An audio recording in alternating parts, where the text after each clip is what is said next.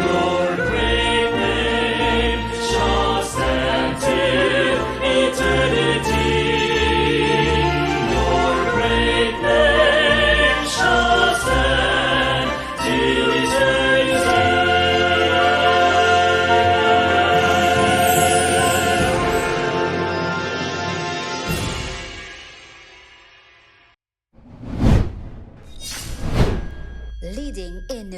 Visions, transforming lives.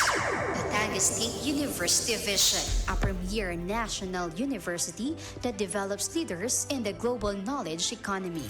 University Mission, a university committed to producing leaders by providing a 21st century learning environment through innovation in education, multidisciplinary research, and community and industry partnerships in order to nurture the spirit of nationhood, propel the national economy, and engage the world for sustainable development.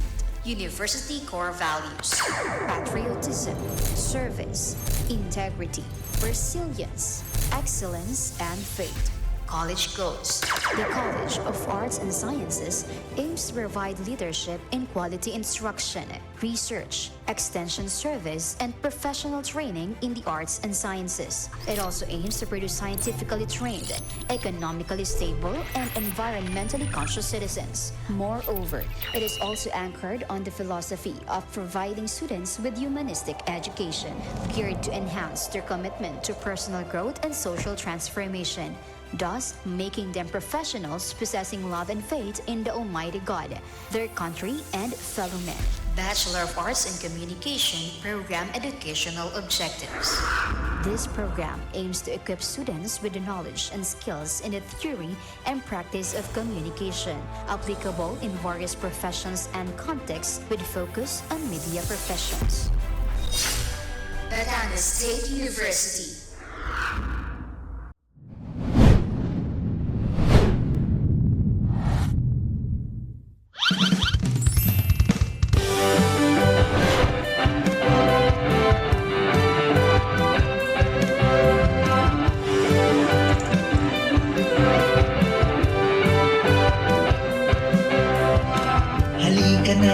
Ika'y sumama, magbibigay kami ng pag-asa, tutulong sa masa, bawat oras ay nakaanggap. Iangat ang dinig ng kabataan, damhin ang himig ng karagatan. Sa 96.5, sa 96.5, sa 96.5, the boys and rhythm of the sea.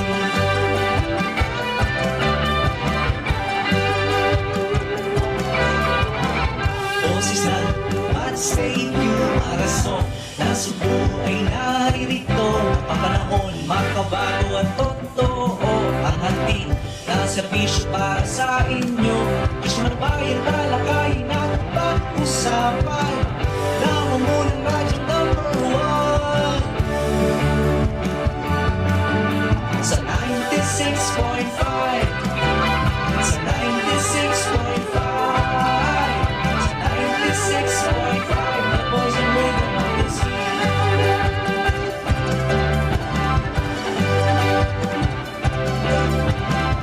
Iangat ang inig ng kabataan, damhin ang himig ng karagatan. 96.5, the boys and rhythm of the sea. 96.5, the boys and rhythm of the sea. 96.5, the boys and rhythm of the sea. 96.5, the boys and rhythm of the sea. 96.5, the boys and rhythm of the sea. 96.5, the boys and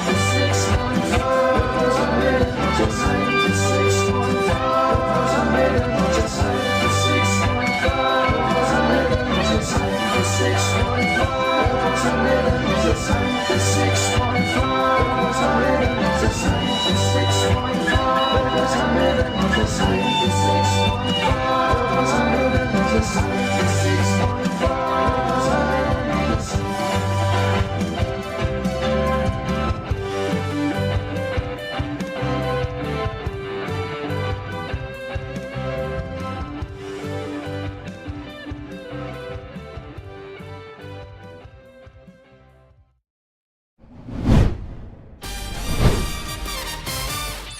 Maglalayag na Maglalayag na. ang mga balitang napapanahon at rumaragasa. Bibigyang tinig ang mga balitang nilambat pa sa Kalakhang Timog, Katagalugan. Live mula sa himpilang Sparta ng Kanlurang, Batangan. DDDWBX 96.5, The Voice and Rhythm of the Sea.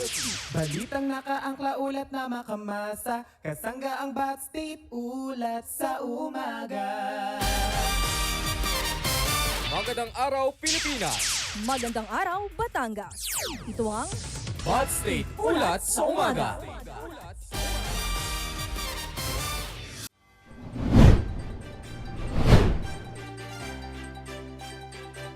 Magandang umaga, Pilipinas!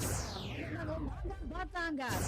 Mula dito sa himpilan ng kanurang Batangan, ito ang Bud State Ulat sa Umaga. Bud State Ulat sa Umaga. Pinaka napapanahon, pinakabagong mga balita. At yan sa inyo ng buong puwersa ng DWBX 96.5, The Voice and the Rhythm of the Sea. Bud State Ulat sa Umaga. Ngayon po ay araw ng Miyerkules, ikalima ng Pebrero 2025. Kasama nyo sa tapat at totoong pagbabalita, Lenny Ilaw. Bud State Ulat sa Umaga.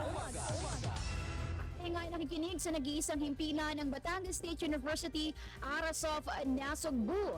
Isang mapagpalang araw para simulan ang isang oras ng makabuluhang balitaan. Bud State Ulat sa Umaga. Narito na nga ang mga nagbabagang mga balita. Bibigyang tinig ang mga nalambat na balita. Mahay High Church sa Laguna ay diniklara bilang minor basilica. Newly hired and promoted teachers tanumpa sa Tanawan City. Isang ama ninakawan at pinatay sa loob ng sariling bahay sa Quezon. Chinese at 25 iba pa arestado sa oil smuggling sa Batangas. Negosyante patay sa pamamaril ng riding in tandem sa Rosario, Batangas. Bud State Ulat sa Umaga. Para sa unang ratsyada ng mga balita, Mahay High Church sa Laguna ay dineklara bilang minor basilica. Bud State Ulat sa Umaga. Isinapubliko ni Head of the Catholic Church Pope Francis bilang minor basilica ang kauna-unahang simbahan sa Diocese sa San Pablo. Kilala ito bilang St. Gregory, the Great Parish Church sa Mahayhay, Laguna. Base sa report ng CBCP News, naaprubahan ang petisyon ng diocese noong Desyembre 2024 ang isang dekreto mula sa Vatican na may petsang Enero 25. Ayon kay Bishop Marcelino Antonio Maralit Jr. ng San Pablo, ito ay isang wonderful blessing. Lalo tigit na ipinagdiriwang ang Jubilee Year of Hope.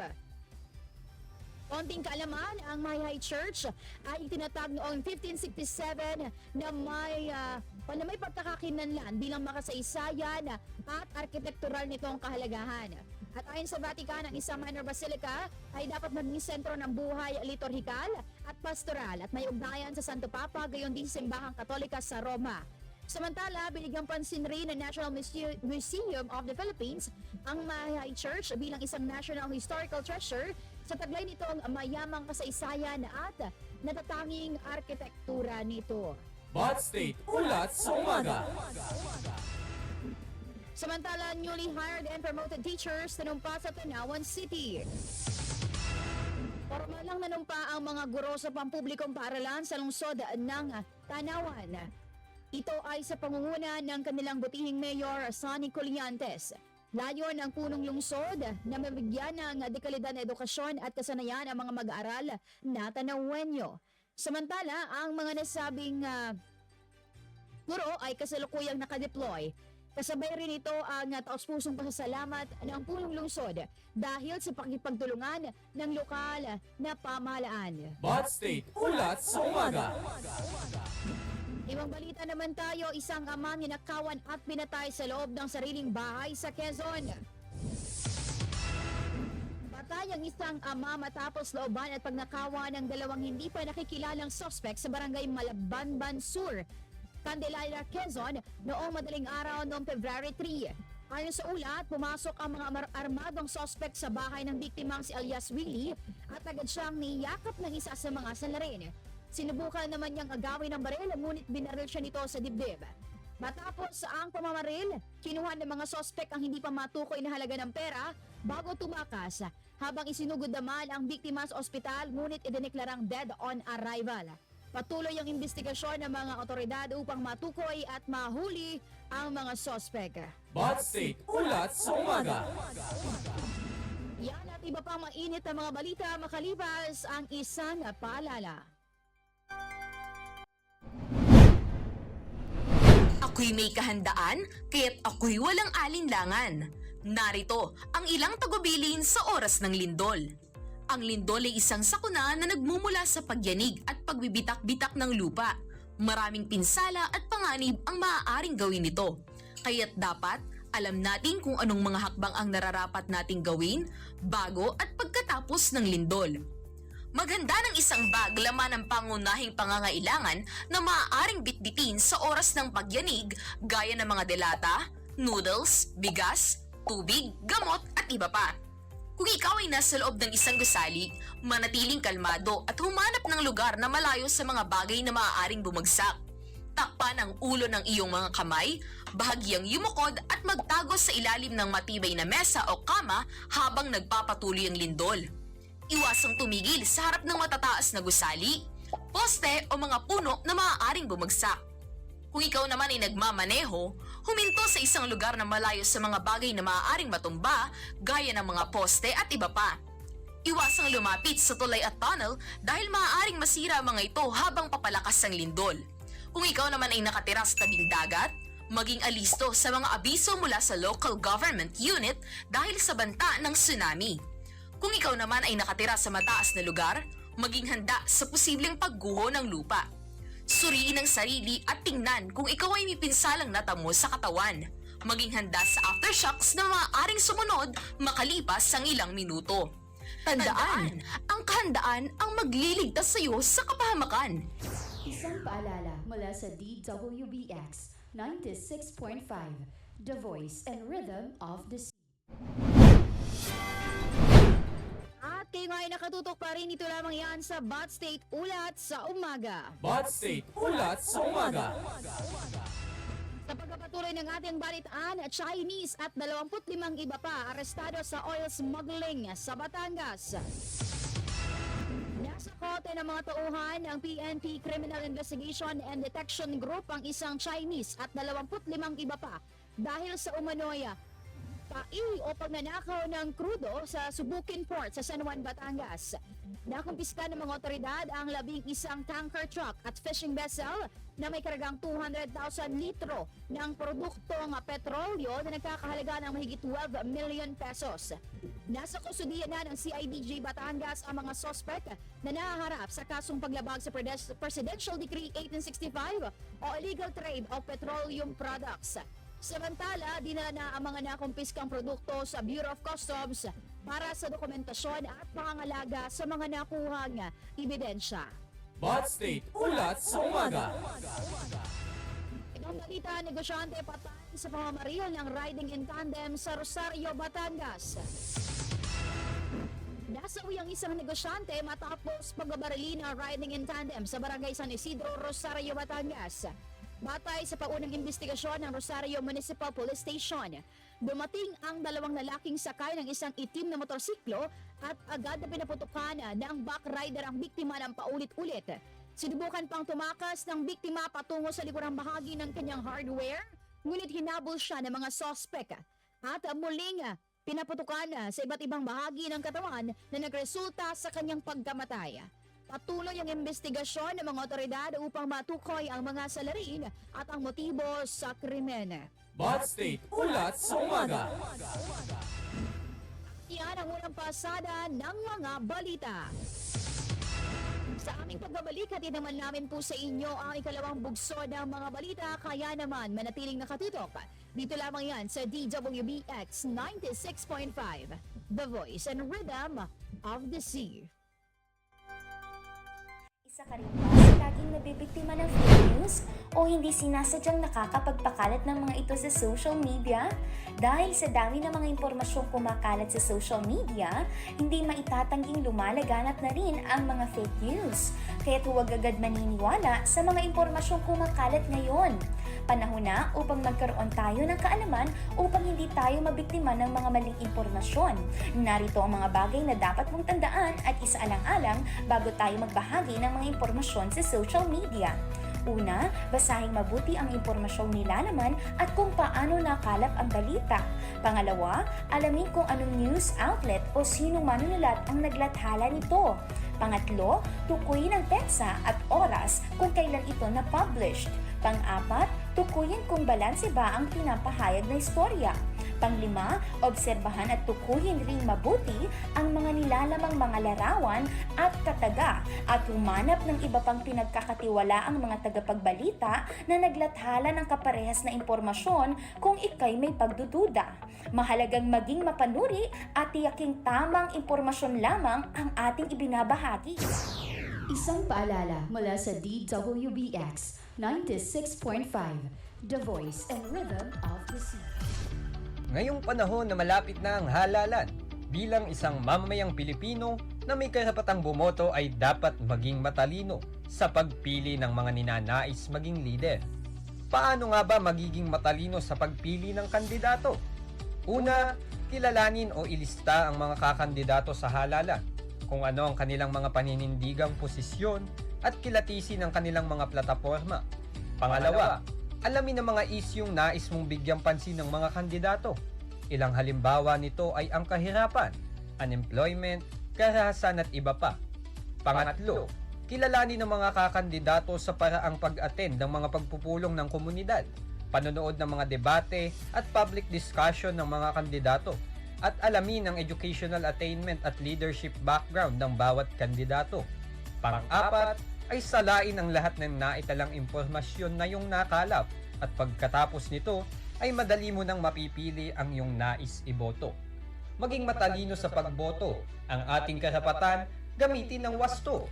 Isang paalala mula sa DWBX 96.5, The Voice and Rhythm of the Sea. Oras natin, 47 minuto makalipas sa alas 8 ng umaga. Ay nakatutok pa rin ito lamang yan sa DWBX 96.5, The Voice and Rhythm of the Sea. Bot State Ulat sa Umaga. Narito na ang ikalawang pasada ng mga balita. Bibigyang tinig ang mga nalambat na balita. Aplikasyon para sa mga nagnanais maging student assistants muling binuksan sa Bat State U, Alanginan. University Bicycle handog ng Bat State U, Arasof, Nasugbu. At Kevin Kiambao bumida sa Korean Basketball League. Bot State Ulat sa Umaga. Narito na nga po ang ating balitang U-Wide. Updates on the red and white dito sa Balitang U-Wide. Sa ating balitang U-Wide, aplikasyon para sa mga nagnanais maging student assistants muling binuksan sa Bat State U, Alanginan. Naglabas ng anunsyo ang Supreme Student Council ng Bat State U, Alanginan Campus patungkol sa muling pagbubukas ng aplikasyon para sa mga nagnanais maging student assistants ngayong ikalawang semestre. Nagsimula ang application kahapon at inaasahang matatapos naman sa ika-14 ng Pebrero. Alinsunod dito, 30 student assistants ang pipiliing magbibigyan ng oportunidad at matataasan o maaatasan sa iba't ibang opisina ng nasabing campus. Inaasahan na masusunod ang mga pamantayan at kinakailangang isumite na nakalathala sa Resolution No. 48 Series of 2024. Para sa mga Red Spartan mula Alangilan na nagnanais magpasa ng kanilang aplikasyon, pumunta at makipag-ugnayan lamang sa Supreme Student Council Batangas State University Alangilan Campus sa Facebook page para sa karagdagang impormasyon. Bot State Ulat sa Umaga. Samantala, isa pang balitang U-Wide, University Bicycle handog ng Bat State U, Arasof, Nasugbu. Para sa balitang yan, narito si JM Villahin. JM, i-Bat State, ulat mo. Inanunsyo ng Bat State U Arasof Nasugbu ang pagbubukas ng aplikasyon para sa paggamit ng University Bicycle na handog para sa mga mag-aaral. Binuksan ang application kahapon at inaasahang matatapos naman sa ika-10 ng Pebrero. Ang inisyatibong ito ay alinsunod sa layunin ng pamantasan na isulong ang sustainable transportation options at mabawasan ang carbon footprint sa nasabing campus.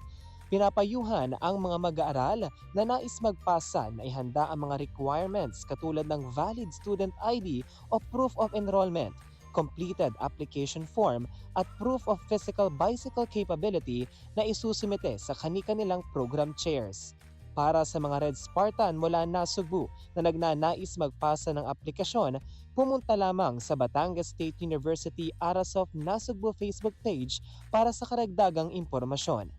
Para sa Balitang U-Wide, ako si JM Villahin ng DWBX 96.5, The Voice and Rhythm of the Sea. Sa mga nais mag-apply sa paggamit ng University Bicycle, punta lamang po kayo sa Facebook page ng ating Supreme Student Council at posted po dyan lahat ng mga detalye. Ano po? At samantala, narito naman ang ating sports balita. Sports Balita.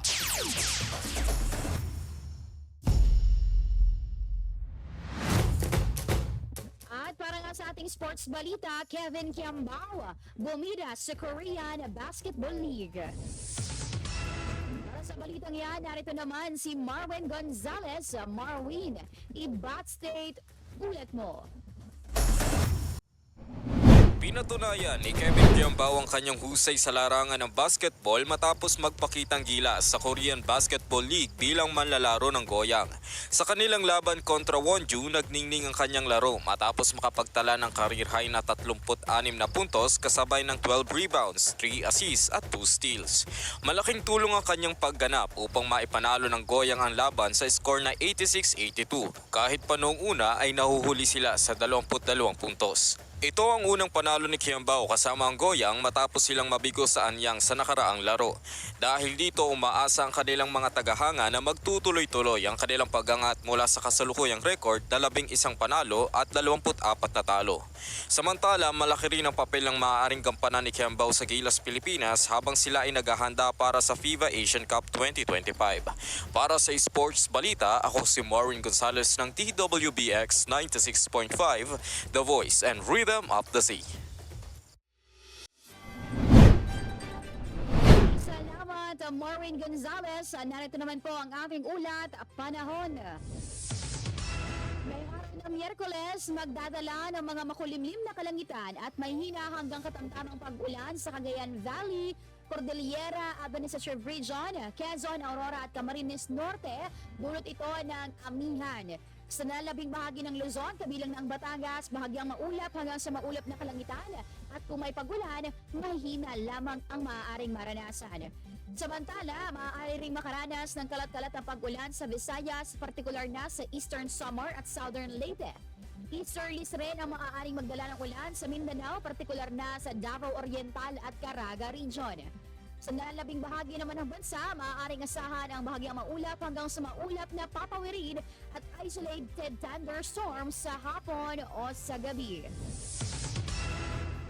Nakataas po na gale warning sa mga baybayin ng Batanes, Ilocos Norte, Cagayan including Babuyan Islands, Isabela at Northern Aurora. Ang mga nabanggit na baybayin ay makakaranas ng mga mataas hanggang sa napakataas na pag-alon. Kung kaya inaabisuhan na mapanganib na mamalaod dito sa mga nabanggit pong baybayin ang ating mga kababayan, lalo na ang may mga maliliit na sasakyang pandagat. Ay sumikat po dito sa Batangas kaninang 6:22 ng umaga at lulubog mamayang 5:57 ng hapon. Bat State ulat sa umaga. Para naman sa ating latest foreign exchange rate update, para sa palitan ng piso kontra US dollars 58.67, Canadian dollar 40.66, Singaporean dollar 43.17, Saudi Riyal 15.64, Euro 60.70, Chinese Yuan 8.11, at Japanese Yen 38 centavos. Bat State ulat sa umaga. Yan ang mga balita na nakalap namin sa buong magdamag. Pinaka-napapanahon, pinaka-bagong mga balita. Atid yan sa inyo ng buong puwersa ng DWBX 96.5, The Voice and Rhythm of the Sea. At bago po natin tapusin ang ating programa, isa munang pagbati sa ating mga commenters, J.M. Villahin, Jaime Codizal, Eloisa Gomez, at kay Cesar Anthony D. May. Ayan, happy Wednesday morning sa ating lahat. Bot State Ulat sa Umaga. Huwag niyo pong kalimutang mag-like, subscribe, follow sa ating mga social media accounts, ating Facebook, YouTube at siyempre sa ating TikTok account at DWBX 96.5. At abangan niyo po at meron na tayong bagong episode ng ating hashtag DWB Ask next week. Siyempre, ano bang meron next week? Siyempre, araw ng mga puso next week. Kaya naman, let's start this month of love with so much happiness and love for each other. Bot State Ulat sa Umaga. Magkita-kita po tayo at magsama-sama bukas alas 8 hanggang alas 9 ng umaga sa mainit na balitaang hatid ng Bot State Ulat sa Umaga. Muli ako po ang inyong naging kabalitaan kasama sa tapat at totoong pagbabalita, Lenny Ilaw. Bot State Ulat sa Umaga. Manatiling nakatutok dahil susunod na ang ating pusong kita best of OPM love songs. Dito lamang yan sa DWBX 96.5, The Voice and Rhythm of the Sea. Leading innovations, transforming lives. Batangas State University Vision, a premier national university that develops leaders in the global knowledge economy. University Mission, a university committed to producing leaders by providing a 21st century learning environment through innovation in education, multidisciplinary research, and community and industry partnerships in order to nurture the spirit of nationhood, propel the national economy, and engage the world for sustainable development. University core values: patriotism, service, integrity, resilience, excellence, and faith. College goals. The College of Arts and Sciences aims to provide leadership in quality instruction, research, extension service, and professional training in the arts and sciences. It also aims to produce scientifically trained, economically stable, and environmentally conscious citizens. Moreover, it is also anchored on the philosophy of providing students with humanistic education, geared to enhance their commitment to personal growth and social transformation, thus making them professionals possessing love and faith in the Almighty God, their country, and fellow men. Bachelor of Arts in Communication Program Educational Objectives. This program aims to equip students with the knowledge and skills in the theory and practice of communication, applicable in various professions and contexts with focus on media professions. Batangas State University.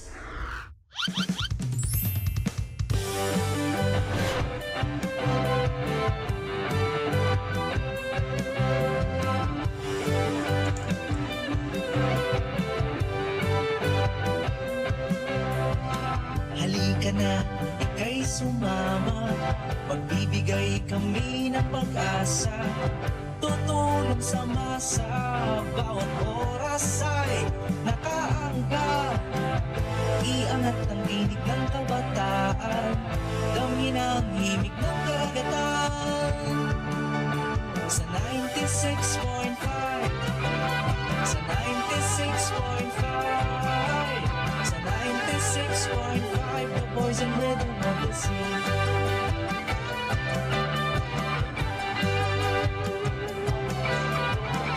Boses ng Bot State Arason, na Subo ay naririto. Napapanahon, makabago at totoo. Ang hatid na serbisyo para sa inyo. Isyo ng bayan, talakayin at pag-usapan. Nangungunang radyong #1 sa 96.5, sa 96.5, sa 96.5, The Voice and Rhythm of the Sea.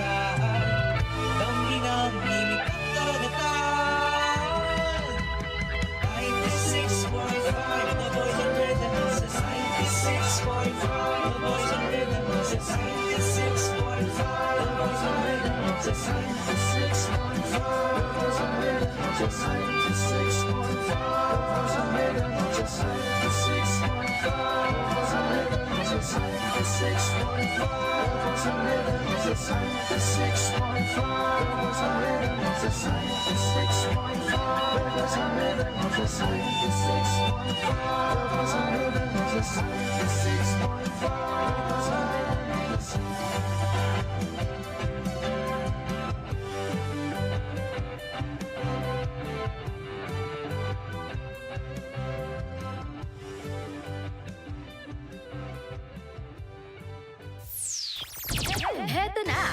Aarangkada na! Ang DWBX 96.5, The Voice and Rhythm of the Sea.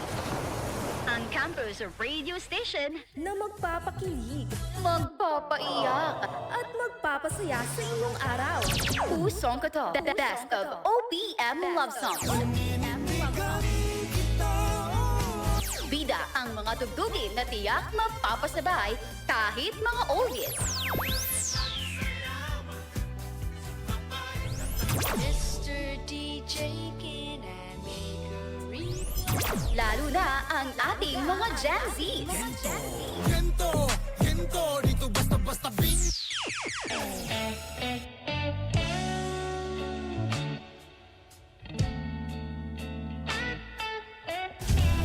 DWBX 96.5